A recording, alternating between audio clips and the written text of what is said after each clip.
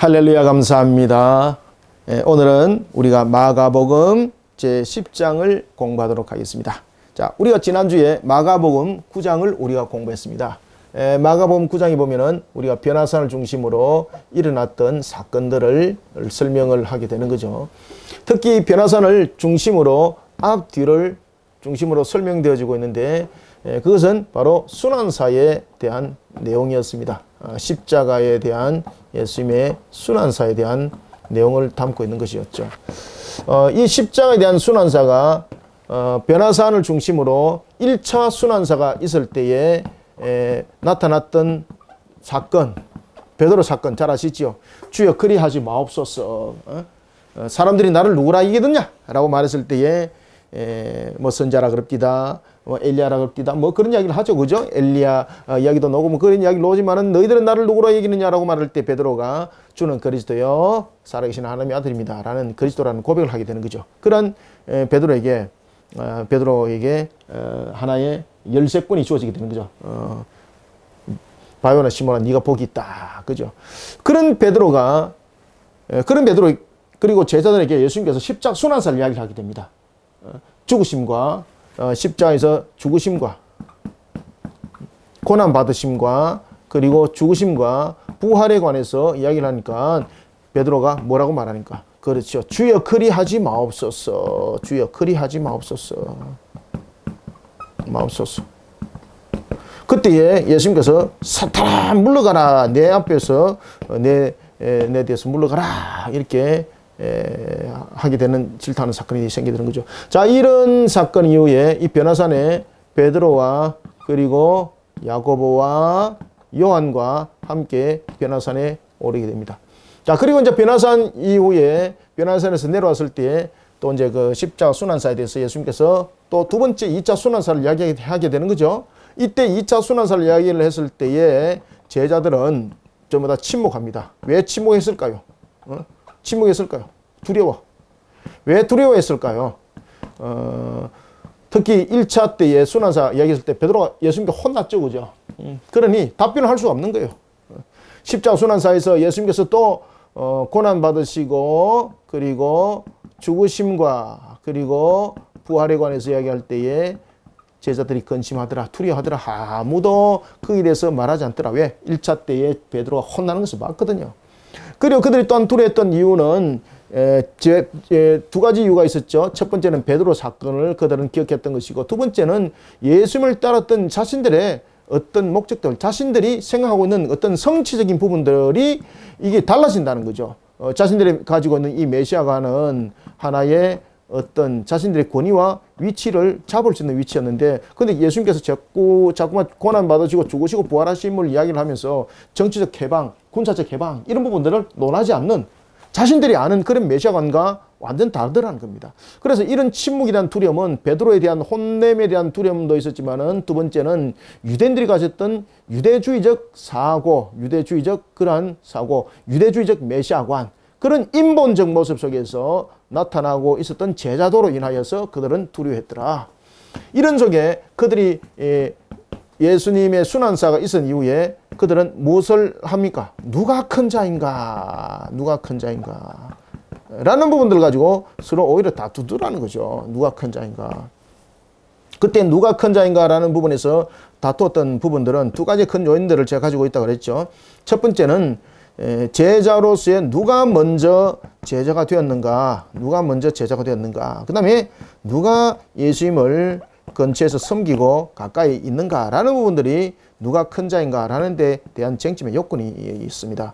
특히 누가 제자가 먼저 되었는가라는 부분에 대해서 요점의 쟁점이 나타나는 사람들은 누구였습니까? 이 속에서 나타나는 사람은 바로 안드레와 안드레의 형제 누구였죠? 그렇죠. 베드로와 야고보, 요한 요 속에서 다 나타나죠, 그죠? 이 속에서 여러분들이 다 나타나는 것을 우리가 볼 수가 있습니다. 그래서 안드레 형제는 여러분들이 잘 아시는 것처럼 베드로였고 그리고 요한의 형제는 야고보였죠. 야고보.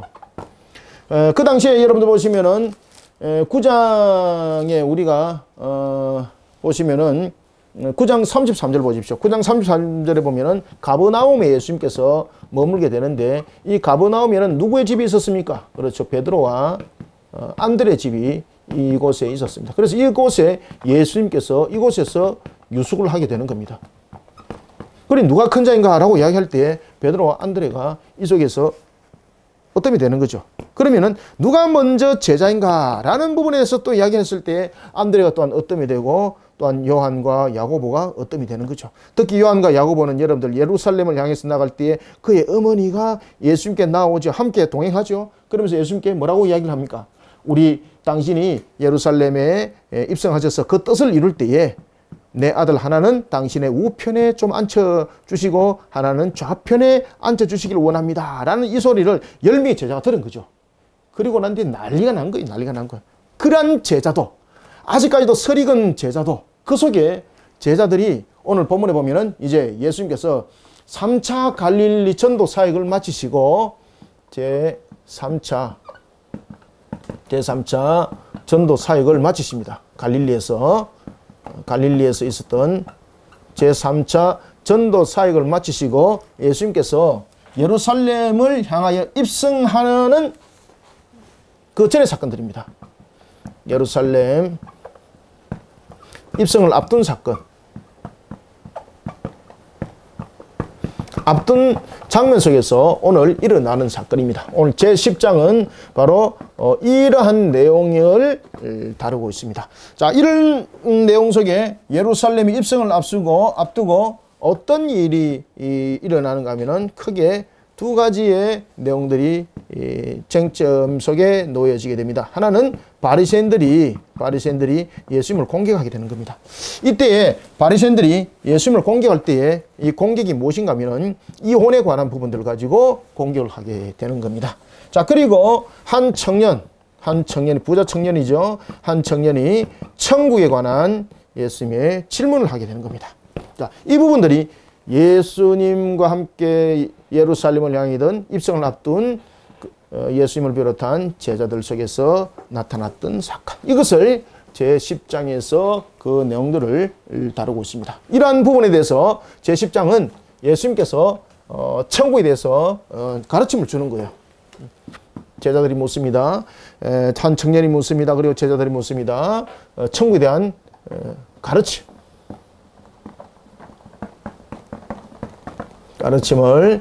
제10장에서 주게 되는 겁니다. 자, 이런 부분들을 우리가 제10장에서 이제 다루어 가겠습니다. 자, 먼저 우리가 1절부터 한번 3절까지 한번 읽어보고 그리고 우리가 바리새인들이 어떤 내용들을 예수님께 질의하게 되는지, 예수님 여기에 대해서 그 예언을 뭐라고 설명하는지 우리가 한번 보도록 하겠습니다. 자, 여러분들, 바리새인들이 예수님께 이혼에 관해서 질문합니다.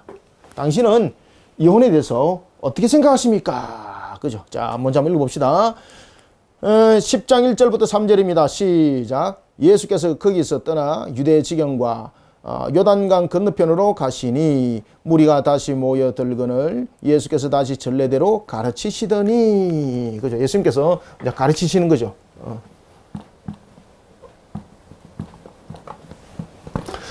예수님께서 가르치시니 이런 디다케, 가르치신다. 가르침.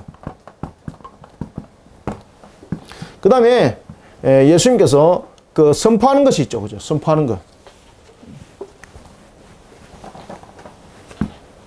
케르그마.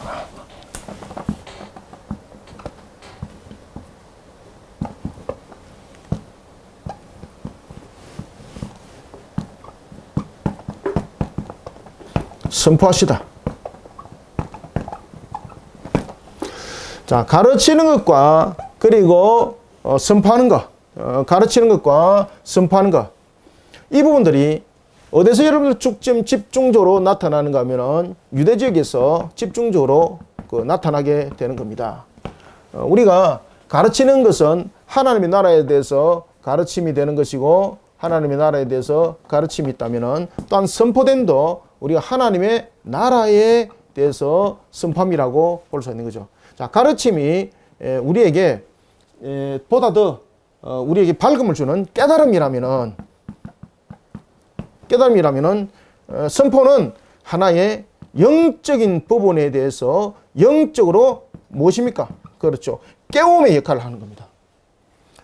디다케는 깨달는 역할을 한다면은 케르그마는 영적으로 깨움의 역할을 하게 되는데 이런 부분들이 유대 지역에서 이제 집중적으로 일어나게 되는 겁니다. 그때에 이 바리새인들 가르치는 역할을 하고 이런 부분에 대해서 권위를 가지고 있었던 그들 예수님께서 케르그마 가르치고 그리고 디다케 가르치고 케르그마 이렇게 선포하는 속에서 예수님이 영적 권위를 더 높이 갈 때였습니다. 바리새인들이 자신들의 위치와 입장들이 완전히 무너지는 모습이 되는 겁니다. 그때에 바리새인들이 예수님을 공격할 때에 어떤 부분들을 가지고 공격하게 되는가 하면은 바로 이혼에 관한 부분들을 가지고 공격을 하게 되는 것입니다.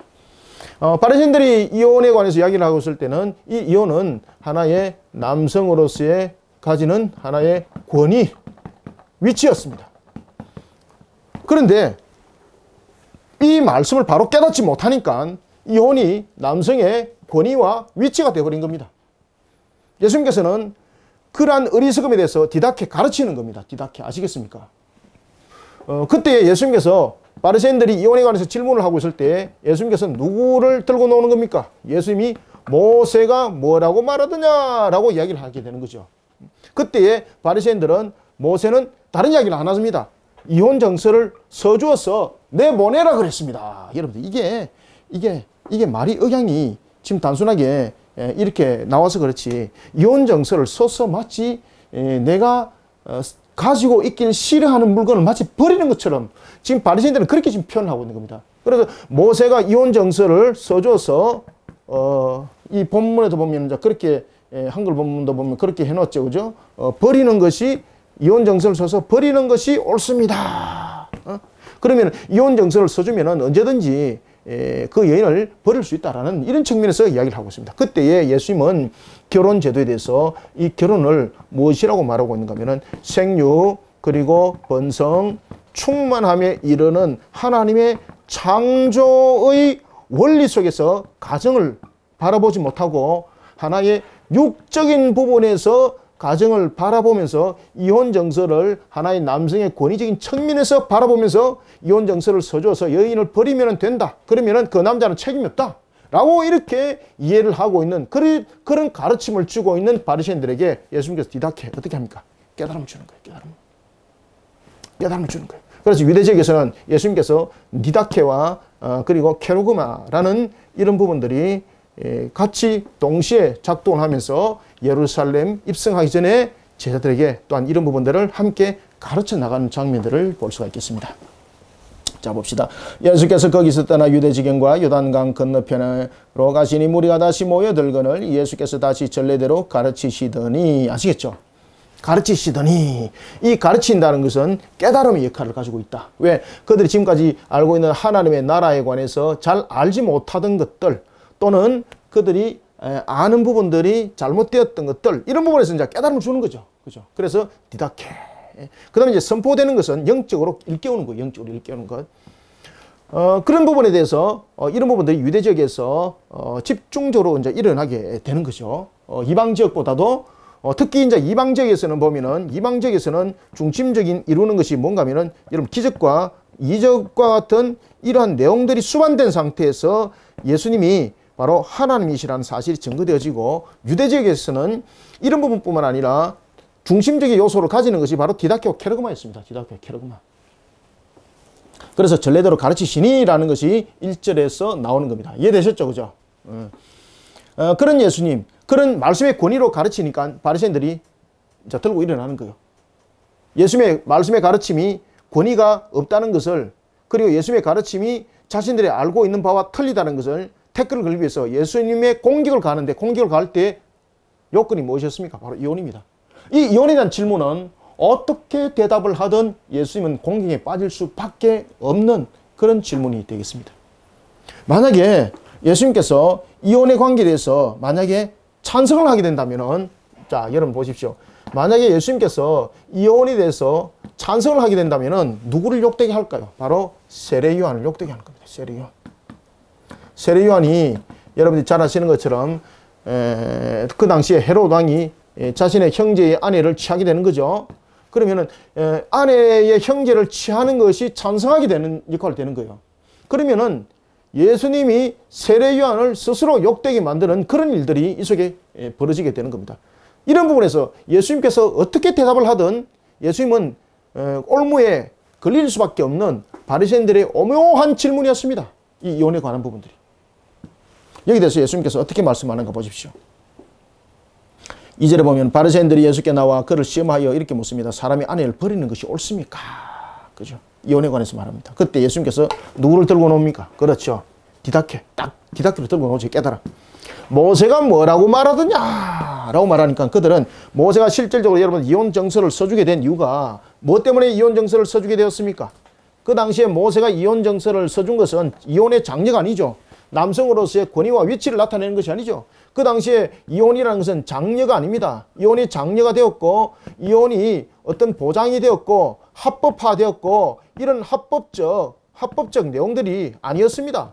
그러면은 왜 이혼에 대해서 이혼 정서를 써줘라고 말했는가 하면은 여인의 연약한 자, 여인의 억울함을 막기 위해서. 왜? 이 여인이 간음한 사실이 없는다면은 이혼을 당할 이유가 없습니다. 왜 간음이 문제가 되는가 하면은 간음은 하나님의 창조 역사인 생육, 번성, 충만에 대한 이러한 거룩을 손상시키는 죄를 범함이죠. 그러니 이혼 당할 수밖에 없는 거죠.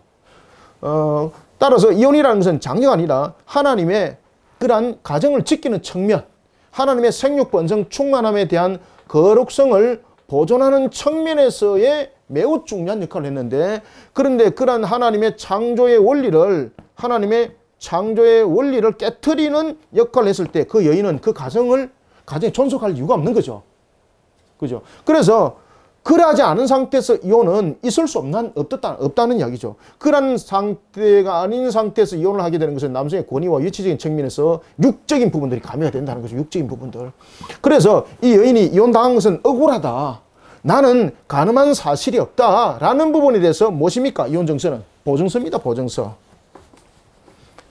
그 당시에 이 이혼 정서는 모세가 이혼 정서를 써주도록 한 것은 이 이혼 정서는 보증서입니다. 어떤 보증서입니까? 나는 간음한 사실이 없습니다.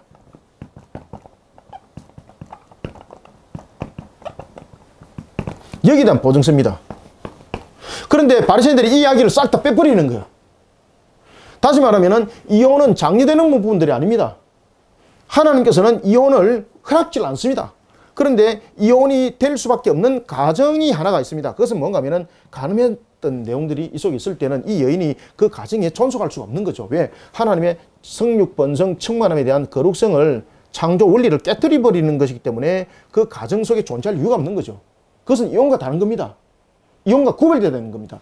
그런데 이 바리새인들은 그것을 가지고 책을 잡고 있고, 그 다음에 예수님께서는 그러면은 너희들은 모세가 이혼에 대해서 어떻게 이야기를 하고 있는가 라고 말할 때 이 부분들은 바로 하나님의 창조 원리를 지켜나가는 측면에서 뿐만 아니라 하나님께서 이혼을 장려한 것은 아니다. 그럼에도 불구하고 이 여인이 이혼을 억울하게 이혼당했다라는 부분에 대해서 이혼 정서는 나는 간음한 사실이 없습니다 라는 부분에 대해서 보증하는 것이고, 그리고 이 여인이 재혼할 수 있는 하나의 법적 요건이 되는 겁니다.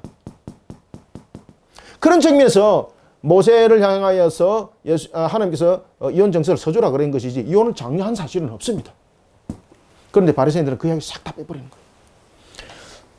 거예요. 예수님께서 묻습니다. 모세가 너희들에게 어떻게 명하였느냐? 4절.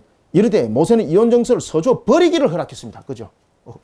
이혼을 허락했다는 거죠. 하나님은 여러분 이혼을 장려한 사실이 없습니다. 허락한 사실이 없습니다. 하나님께서 이혼을 갖다가 정서를 써주도록 한 것은 하나님의 창조 원리를 깨뜨리는 자, 생육, 번성, 충만함에 대한 거룩성을 깨뜨렸을 때, 이 간음하여서 그 생육, 번성, 충만함을 깨뜨렸을 때, 창조 원리를 깨뜨렸을 때는 그 여인은 그 가정에 있어야 될 존재가 아닙니다. 그래서 그것은 이혼과 다른 겁니다. 다만 나는 이혼 정서를 써준 것은 그러한 사실이 없는데도 불구하고 육적인 부분에 대해서 이 자신의 만족을 누리지 못하다 보니까 그 여인을 버리듯이 버렸단 말이죠. 그럴 때 나는 가늠한 사실이 없습니다라는 것에 대한 보증서가 이혼 정서다 말이요. 이것이 보증서인 것이지 어떻게 이혼을 장려했다라고 말할 수 있고 어찌 이것이 하나님께서 이혼을 허락했다고 말할 수 있는가 이 말입니다. 예수님 말씀은 하나님께서 이것을 허락한 사실이 없다. 이혼이라는 부분들. 그렇기 때문에 세례요한의 부분들도 커버가 되는 것이고 그 다음에 그들에 대한 잘못된 말씀에 대해도 무엇이 주어지는 겁니까? 그렇죠. 디다케 깨달음이 주어지는 거예요. 그러니까 이들이 잭소리 못하는 거예요. 예수께서 그들에게 이르시되 너희 마음이 완악함으로 말미암아 이 명령을 기록하였거니와 완악하다는 것은 무엇입니까? 이혼에 관한 모세 율법에 대해서 바리새인들의 견해는 바로 하나님의 뜻과 다르다는 거죠.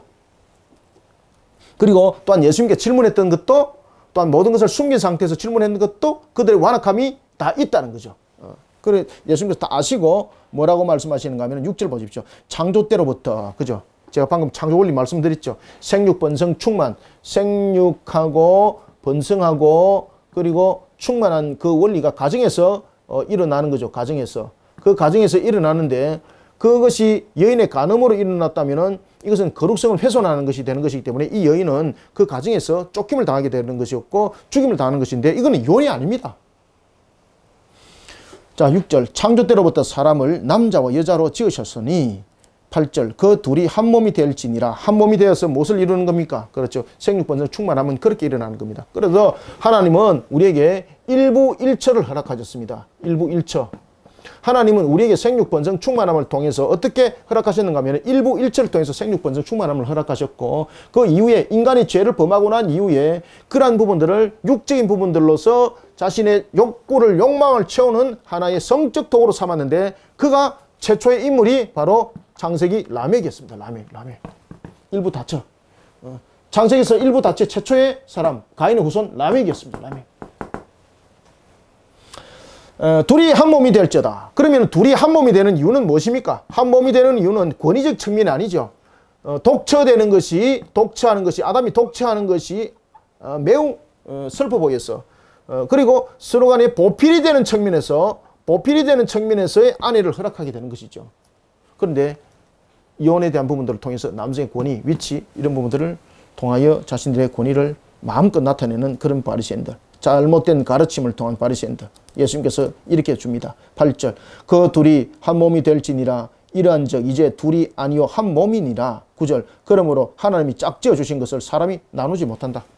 그죠? 하나님께서 이혼을 장려했다 장려 안 했다. 딱 바로 그냥 이야기하잖아요. 당신은 이혼에 대해서 어떻게 생각하십니까? 라고 말하니까 모세가 뭐라고 말하더냐. 그러니까 그들은 이혼 정서를 서줘서 버리라 그랬습니다. 라고 말하니까 안에 있는 이런 내용들을 전부 다 감춰버리는 거죠. 그때 예수님께서 디다케 깨닫게 하는 거죠. 하나님이 어찌 생육번성 충만함 측면에서 한 가정을 이루게 하셨고 그렇게 두었던 한 몸을 이루게 했던 창조 원리 속에 세운 가정을 어찌 인간의 육적 욕망을 채우기 위해서 인간이 깨뜨릴 수 있는가? 허락되지 않았다. 딱 그 이야기를 먼저 딱 하는 거예요. 그래서 9절을 하나님이 짝지어 주신 것을 사람이 나눌 수 있다. 나눌 수 없다. 그렇죠. 나눌 수 없다. 불가피한 그러한 불가피한 이혼이 됐을 때에 이 보증서를 써줘라. 이 보증서는 뭡니까? 나는 가늠한 사실이 없습니다. 라는 부분에 대한 보증서다 이거. 그러니까 이건 이혼의 장례라고 절대 말하면 안 된다. 여기 대해서 이제 바리새인들이 아무 소리를 못하는 겁니다. 함구를 하는 겁니다. 야 제자들이 이 사실을 듣고 깜짝 놀라는 겁니다. 너무너무 궁금했습니다. 디다케. 그러면서 제자들이 집에 가면서 이제 집에서 다시 묻습니다. 자 10절부터 12절 시작. 집에서 제자들이 다시 이 일을 물으니 이르시되 누구든지 그 아내를 버리고 다른 데 장가가 드는 자는 본책에 간음함이요 또 아내가 남편을 버리고 다른 데로 시집가면 간음을 행함이니라. 아멘. 지금 예수님께서 어떤 이야기를 하고 계십니까? 창조 원리를 계속해서 이야기를 하고 있는 거예요. 한 가정에 대한 창조 원리. 한 가정에 대한 창조 원리. 만약에 이러한 부분에 대해서 이혼이 합법화되지 못하고 이혼의 정서를 써줘서 합법화되지 못했을 때에 만약에 그 남편이 다른 여인을 취하면은 그 남편이 간음하게 되는 것이고 그리고 이혼한 이런 사실이 없는 상태에서 이 여인이 한 남자를 취하여서 만약에 동침을 하게 되면은 이 여인이 간음한 사실이 되는 것이다. 그러니 하나님께서 이루신 그런 생육번성 충만함에 대한 거룩성을 훼손하는 것이니 죄가 있다. 이들이 간음죄가 있다. 간음죄는 어떻게 한다 그랬습니까? 그렇죠. 돌로 쳐 죽이고, 돌로 쳐 죽이고, 돌로 쳐 죽임.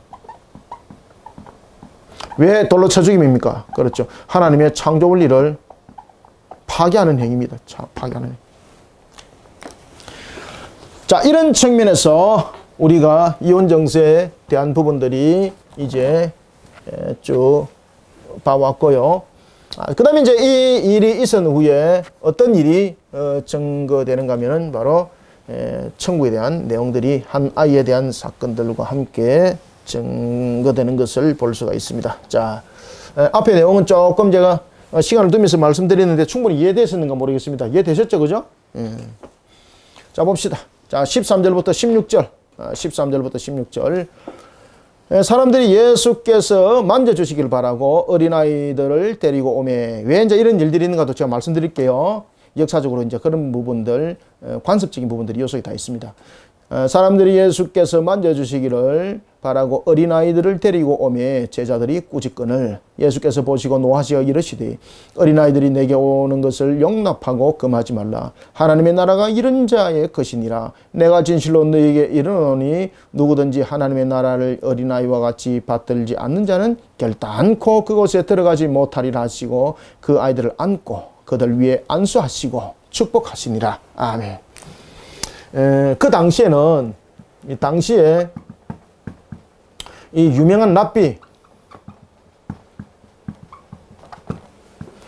랍비라든지 이런 분들이 마을에 고을에 오게 되면은 그 고을 사람들이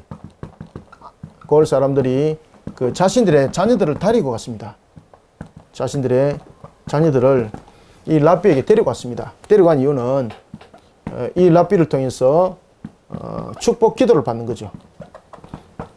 그러한 하나의 관습이 있었습니다. 관습. 자, 예수님께서 디다케, 그죠? 케르그마 가르침 속에서 케르그마 선포 속에 예수님의 소문이 자자하게 일어나게 되는 겁니다. 그때에 오늘 본문에 보면은 사람들이 예수께 모여들더라 한 곳에서 예수께 모여드는 이유는 뭡니까? 바로 그 당시에는 유명한 랍비로부터 자녀들이 축복 기도 받는 것이 그 당시 관습이었습니다. 그래서 자신의 자녀들을 예수님께 데리고 가게 되는 겁니다. 축복 기도를 받기 위해서. 그죠? 그때에 이 장면들을 누가 맡게 되는가 하면은 바로 제자들이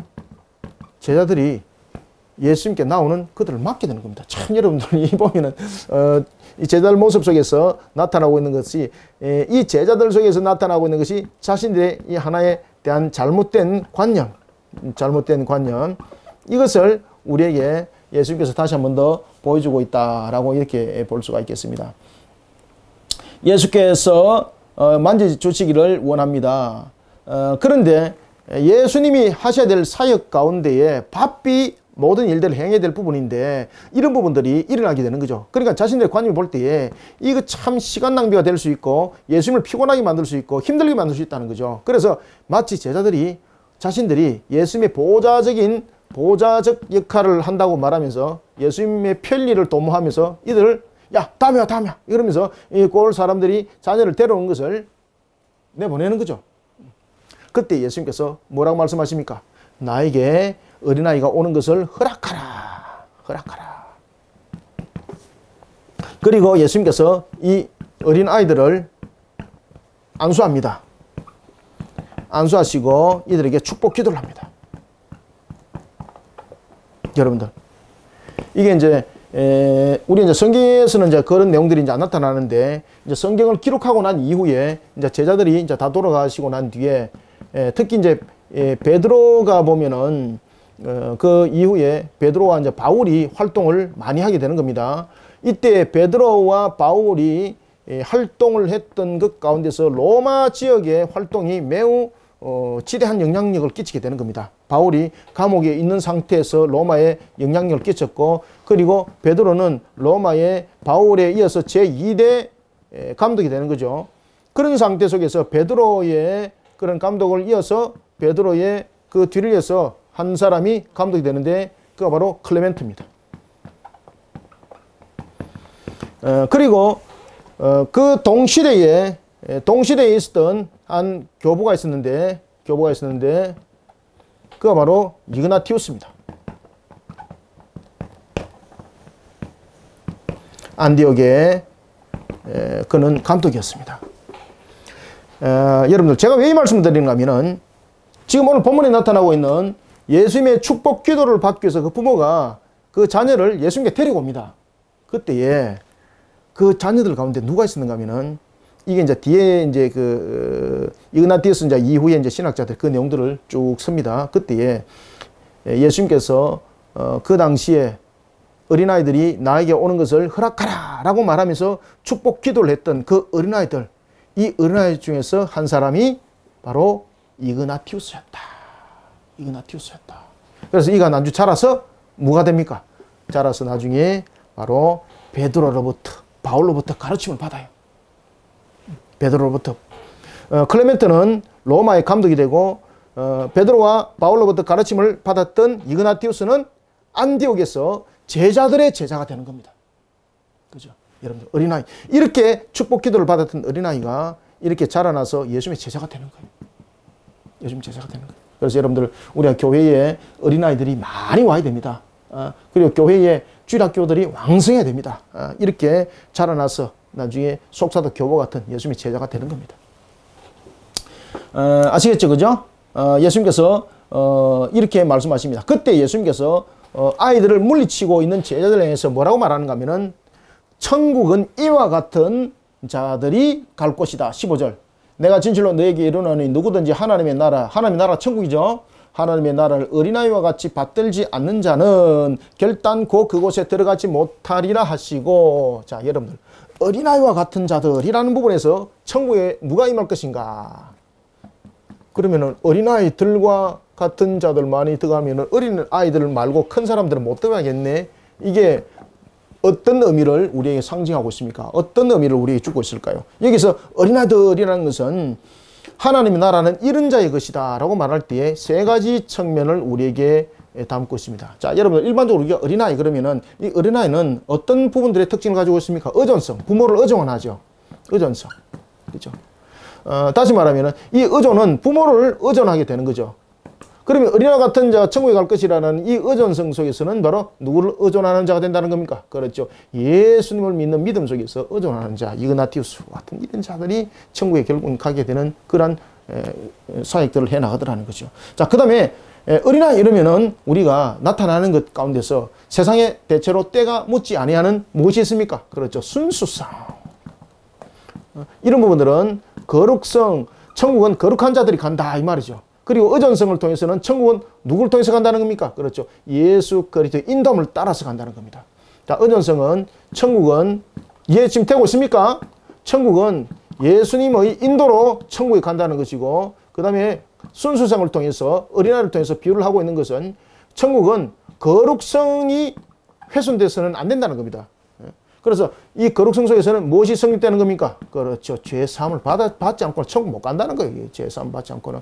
그 다음에 세 번째는 어린아이에 나타나는 세 가지 특징 중에서 의존성과 순수성과 함께 또 하나는 무엇인가 하면요. 순종성입니다. 어린아이들이 보면은 대체로 어른 말 잘 듣죠. 그죠? 순종하는 거. 순종성. 여기서 순종성은 무엇입니까? 그렇죠. 말씀의 순종이죠. 말씀의 순종. 천국은 이런 자들이 간다. 예수님의 인도로. 죄사함이라는 거룩성으로. 그렇죠. 말씀에 따라서 말씀으로 인도받는다. 그것을 어린아이라는 것을 통해서 비유로 설명을 하고 있었습니다. 아시겠죠? 그래서 예수님께서 이와 같은 어린아이와 같은 자가 되지 않고는 천국에 갈 수 없다라고 말씀을 주신 것입니다. 자, 이런 속에 이제 이어서 예수님께서 길을 가실 때에 이제 여러분들이 잘 아시는 오늘 두 번째 사건.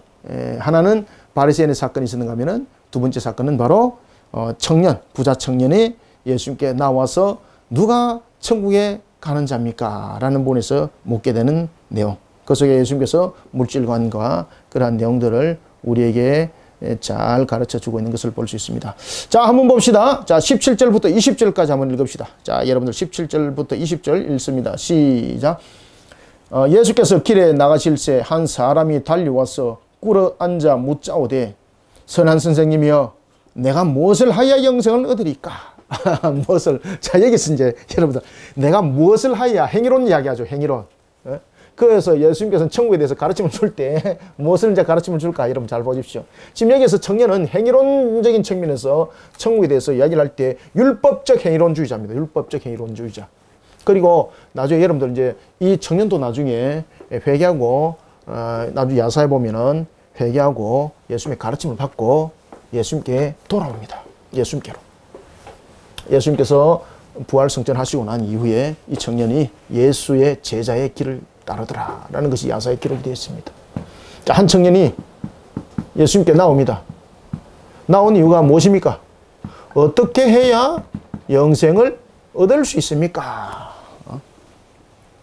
선한 선생님이여, 내가 무엇을 해야? 무엇을 해야? 내가 무엇을 해야? 무엇을 해야 내가 영생을 얻을 수 있습니까? 행위론이지, 행위론. 그죠? 그때 예수님께서 행위론이 아니라는 것을 말하고 있습니다. 글자 좀 이상해서 다시 적을게요. 뭐 비슷비슷하지만 무엇을 해야, 제가 필자가 워낙 좀 뛰어나서 그렇습니다.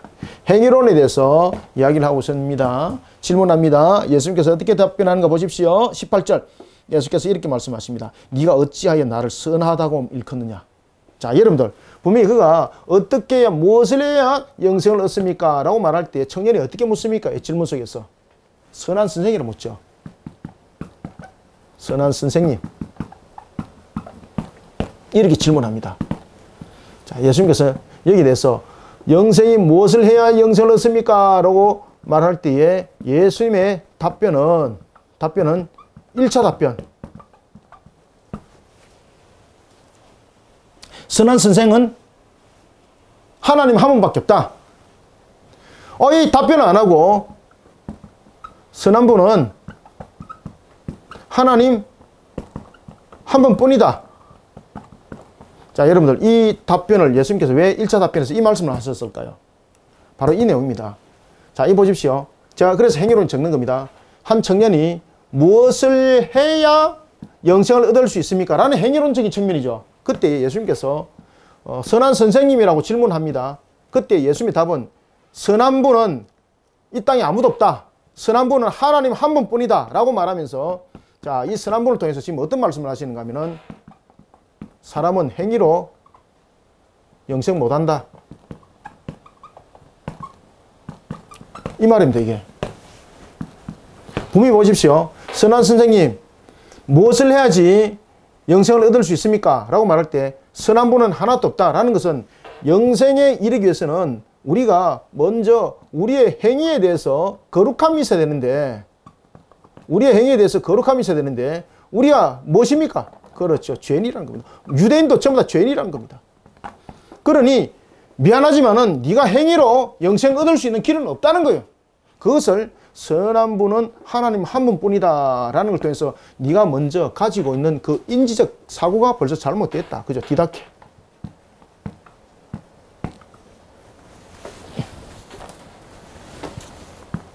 예수님께서 가르침을 주죠. 디다케. 가르칩니다. 가르칩니다. 1차 가르침. 선한 분은 하나님밖에 없다. 이것에 대해서 무슨 이야기를 한다고요? 그렇죠. 행위로 영생 받을 수 없다. 왜? 선하다는 것은 사람은 모두 죄인이라는 것입니다. 그러니 네가 어떤 행동을 하더라도 너의 행위 속에는 거룩함이 없기 때문에 영생을 얻을 수 없다. 왜? 영생은 무엇으로부터 일어난다는 겁니까? 그렇죠. 죄가 없는 죄사함이 일어났을 때 영생이 있는 것이지 우리의 행위로 나타나는 것은 아니단 말이에요. 그 이야기를 하는 겁니다. 18절 그 내용입니다. 그래서 예수께서 이르시되 네가 어찌하여 나를 선하다 일컫느냐 하나님 한 분 외에 선한 이는 없느니라 라는 걸 통해서 지금 무엇에 대한 답을 주고 있습니까? 절대적 선은 없다는 것이고, 그리고 영생은 선의 본체라는 것이죠.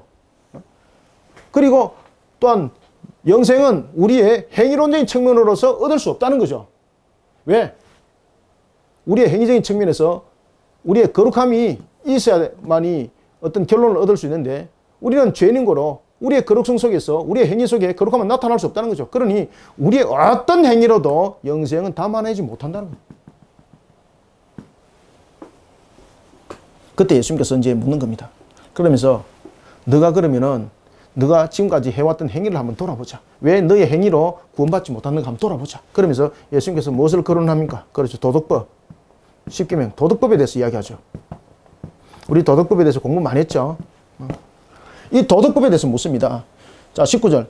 네가 계명을 안 하니 살인하지 말라, 간음하지 말라, 도둑질하지 말라, 거짓 증거하지 말라, 속여 빼앗지 말라, 네 부모를 공경하라 하였느니라 라고 말할 때 제자가 이 청년이 뭐라고 그럽니까? 그렇죠.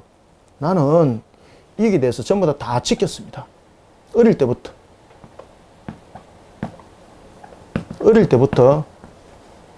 이것을 다 지켰습니다.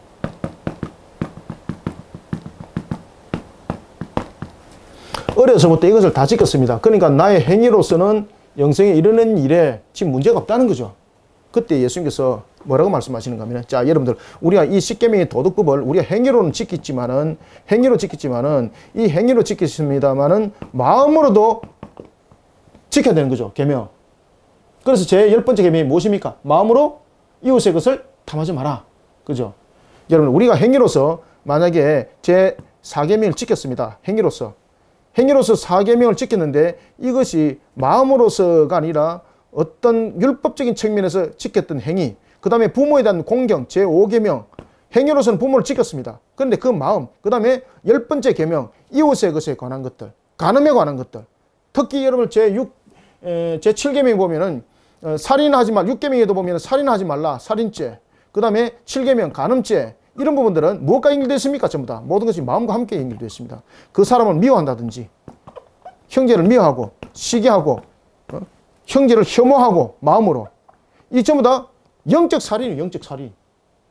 그 다음에 마음으로 여인을 탐하고, 간음죄죠. 너가 이것도 다 지켰나 이 말입니다. 그래서 우리의 행위로는 이렇게 영생할 수 없다. 왜? 네가 행위로는 네가 겉으로 볼 때는 모든 것을 다 지켰지만은 너의 마음을 뚜껑을 한번 열어봐라. 너의 마음을 뚜껑을 열어보면은 1계명부터 2계명, 10계명 다 한번 봐봐라. 예를 들어서 그냥 우리가 제6계명, 7계명 한번 보자. 6계명, 살인죄. 너 정말로 이웃을 미워한 사실 없느냐? 형제를 시기 질투한 사실 없느냐? 그 여인을 마음으로 흠모한 사실 없느냐? 이 전부 다 이게 도덕법이 있으면 저촉이 되는 거예요. 마음의 죄입니다. 마음의 죄. 행위로서는 너가 지킨지 모르겠지만 마음으로까지 너가 다 지켰느냐? 그러면 마음으로 우리가 왜 못 지키는가? 우리의 죄인, 거룩함이 없다는 거죠. 그래서 우리의 행위로서는 우리가 영생을 얻을 수 없다는 겁니다. 그러면 10계명은 왜 졌는가라는 겁니다. 10계명이 우리에게 주어졌던 이유는 우리가 그것을 지켜나가기 때문에 우리가 영생을 얻는 것이 아니라 우리가 어떤 자인가를 깨닫게 하는 것이 바로 이 10계명입니다. 그러면서 10계명은 하나의 우리의 울타리가 됨과 동시에 우리로 하여금 스스로를 다시 한번 더 돌이켜보게 하는 거울이 되기도 하는 겁니다. 20절. 그가 여짜오되 선생님 이것은 내가 어려서부터 다 지켰습니다. 21절. 예수께서 그를 보시고 사랑하사. 그죠? 사랑하사. 뒤답게 가르치는 겁니다. 그래서 나중에 그가 예수님이 십자가 사건 이후에 그가 예수를 믿는 자로서 그가 나타나는 겁니다. 예수께서 그를 보시고 사랑하사 이르시되 네가 아직도 한 가지가 부족하다. 무엇이 부족할까요? 한 가지가 부족한 것이 있으니까 가서 네게 있는 것을 다 팔아 가난한 자들에게 주라. 그리하면 하늘에서 보화가 네게 있으리라. 그리고 와서 나를 따르라 하시니. 그죠? 자, 물질에 대한 개념을 먼저 한번 보자는 겁니다. 물질에 대한 개념. 그 당시에 유대인들이 가지고 있는 이 물질에 대한 개념들은 어떤 개념을 가지고 있었는가 하면은 물질은 곧 하나님의 축복이라는 생각을 가지고 있었습니다. 그럼 여기서 머물면 안 된다는 거죠. 그래서 예수님께서는 행위로서 왜 구원받지 못한다고 하면은 모든 것을 네가 다 이뤘는가 한번 보라는 겁니다. 도덕법에 대해서도 질문을 먼저 했죠. 그 속에서 너는 행위로서는 지킨지 모르겠지만 마음으로 네가 안 지켰다는 겁니다. 지킬 수가 없다는 겁니다. 왜? 인간의 죄로 말미암아서. 결국은 우리가 영생을 할 수 있는 것은 죄 사함으로 우리가 영생에 이룰 수 있다는 것을 예수님께서 가르쳐주고 있는 거예요.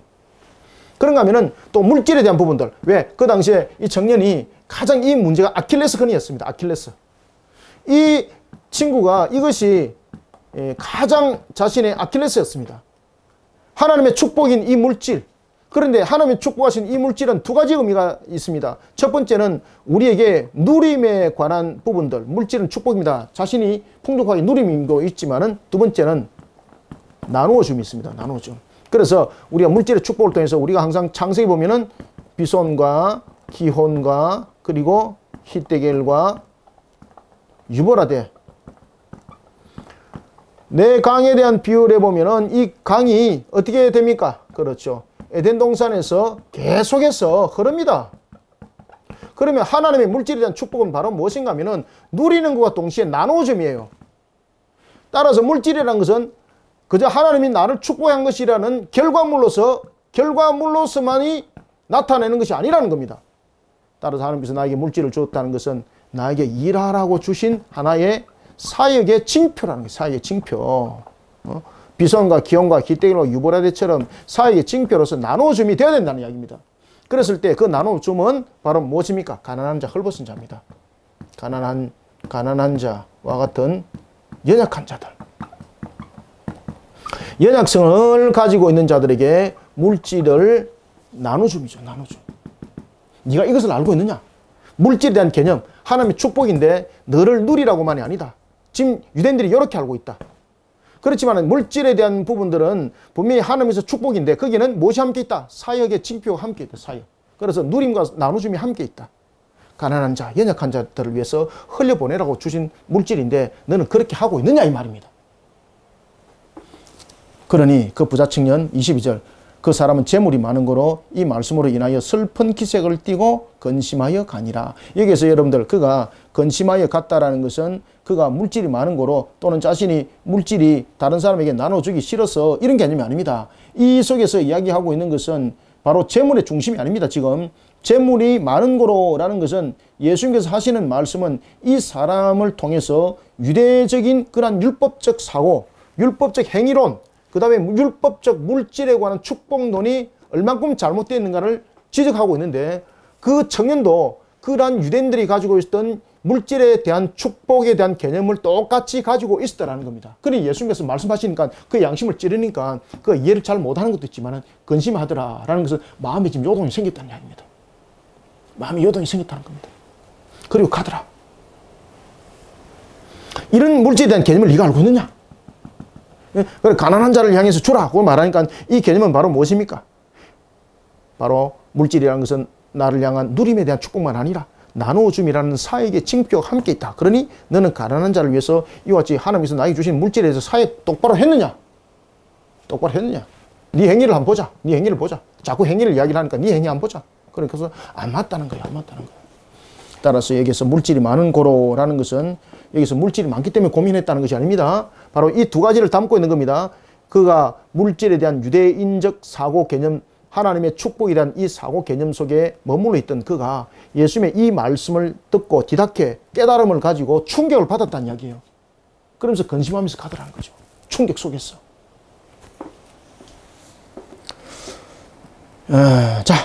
이런 속에 이제 예수님께서 이런 물질관에 대해서 이야기를 할 때 제자들도 동일했습니다. 제자들이 바리새인들이 질문하였던 이혼에 관한 그 내용과 마찬가지로 이 내용에 대해서도 제자들도 똑같은 이런 내용의 개념을 가지고 있었던 겁니다. 그게 궁금하잖아요. 예수님께 질문하는 겁니다. 주님, 그것이 무슨 내용입니까? 라고 말하니까 예수님께서 드디어 낙타가 바늘길을 지나가지 못한다라는 것을, 낙타가 여러분 바늘길 지나갈 수 있습니까? 못 지나가죠. 바늘길이라는 것은 바늘이 요래 있으면 바늘 여기 실 꼽는 여기에 바늘 깁니다. 여기서 바늘 깁니다. 낙타가 바늘길 지나갈 수 있습니까? 못 지나가는 거예요. 그런데 부자가 바늘길을 지나가는 것은 낙타가 바늘길을 지나가는 것이 더 쉽다고 말하는 것은 어떤 내용인가 하면은 이 부자의 물질관입니다. 물질관. 부자의 물질이 무슨 물질이라는 겁니까? 두 가지의 물질관을 가지고 이 문제들은 해결하지 못하면은 천국에 들어갈 수 없다는 거죠. 첫 번째, 물질을 하나님의 축복으로 봤다. 하나님의 축복으로 봤을 때에 두 가지 개념이 이 속에 나타나야 된다. 앞에서 제가 이미 말씀드렸죠. 이 물질은 하나님 분명히 축복한 것이 맞다.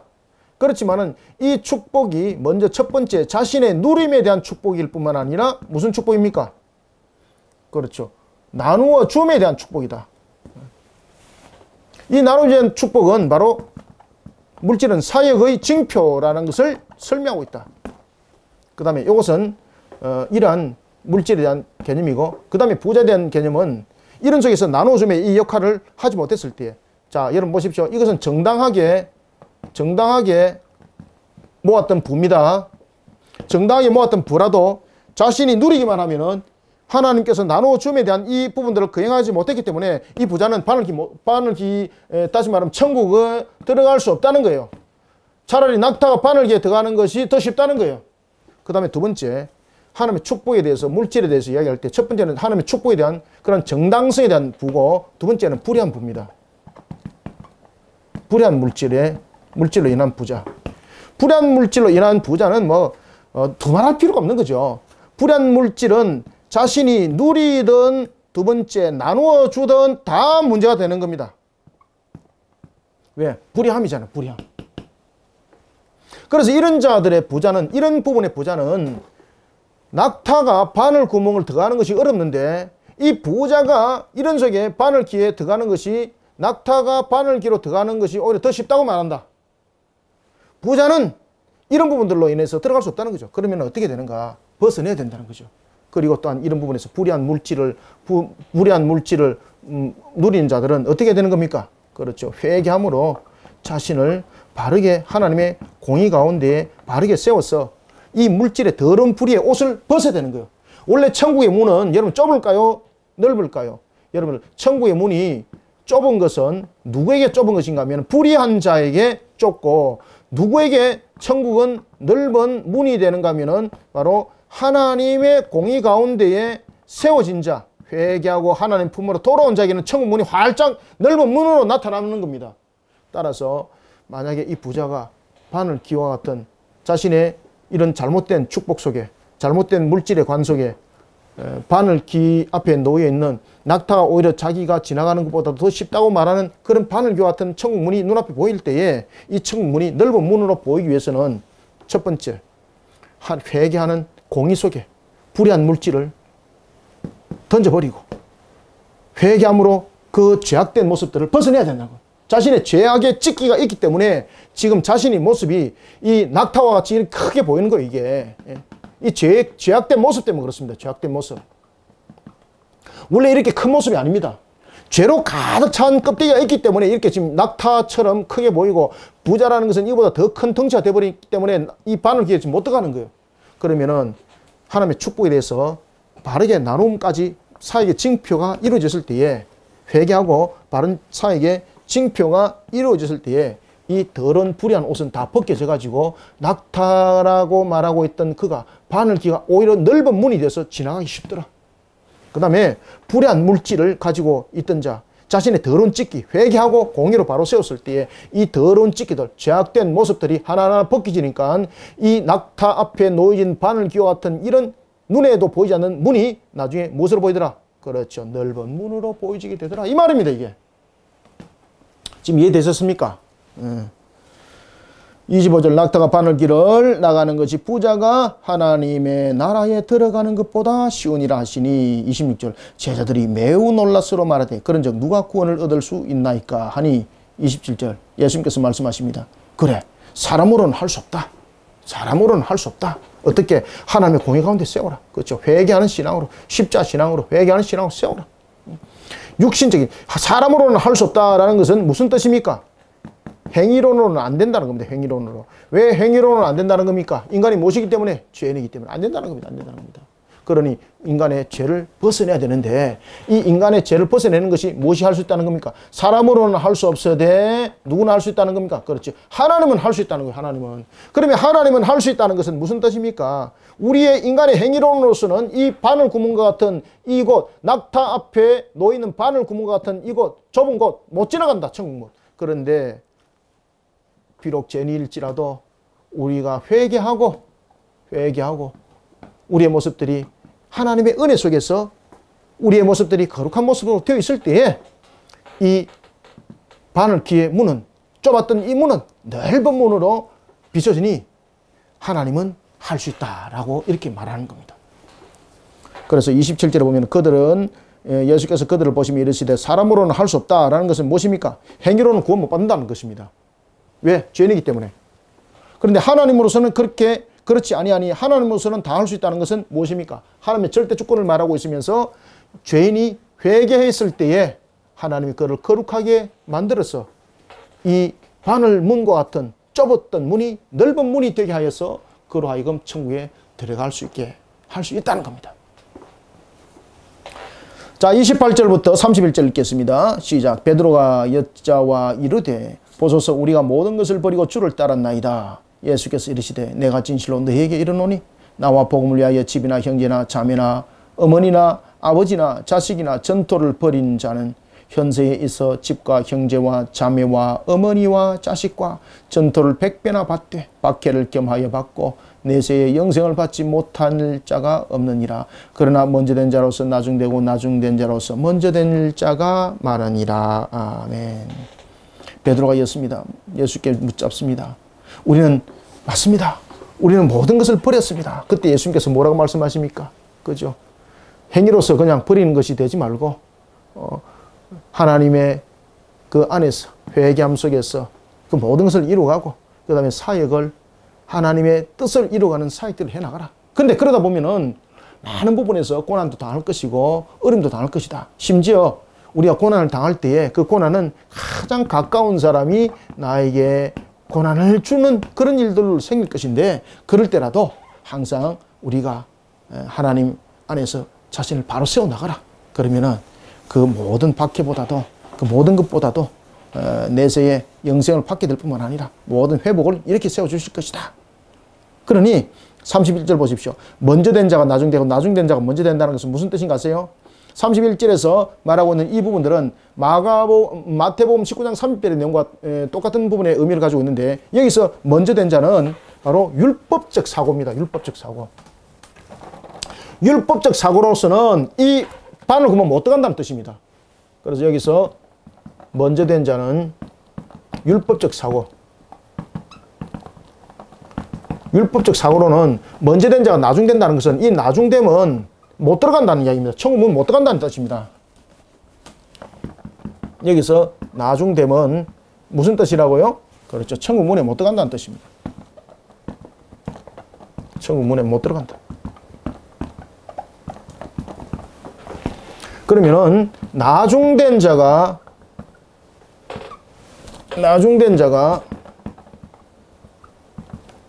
먼저 된다는 것은 무슨 뜻일까?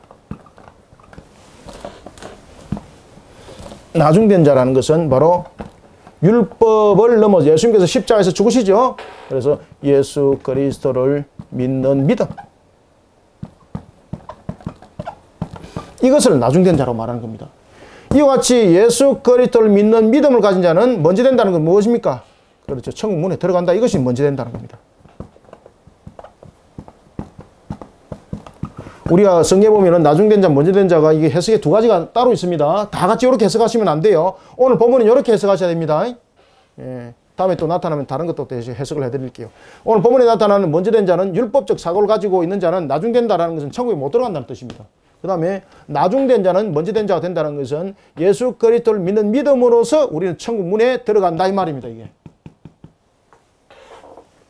자, 그래서 이 마가복음이 좀 여러분들에게 좀 상세하게 좀 증거되어야 될 부분들이 있어서 마가복음을 둘러 이렇게 본문들을 나눴습니다. 자, 아마 여러분들이 오늘 들었던 것 가운데서 좀 생소한 것들도 많았을 것입니다. 그렇지만 마태복음을 이미 공부했던 분들은 뭐 그렇게 생소하지는 않을 것입니다. 이미 앞에서도 다 말씀을 드렸으니까요. 아무튼 여러분들 이런 내용들을 오늘 제가 신학적으로 조명한 것들은 아주 정확한 것들만 여러분들에게 제가 말씀드렸습니다. 애매한 것들은 말씀을 일부러 안 드리고 다 빼버렸습니다. 그러니 이런 부분들은 신학적 조명 부분에 대해서 분명한 것이니까 이것을 바르게 인지하시고 디다케, 바른 가르침 속에 나를 바르게 세워나가는 그런 저와 여러분들이 되시길 바랍니다.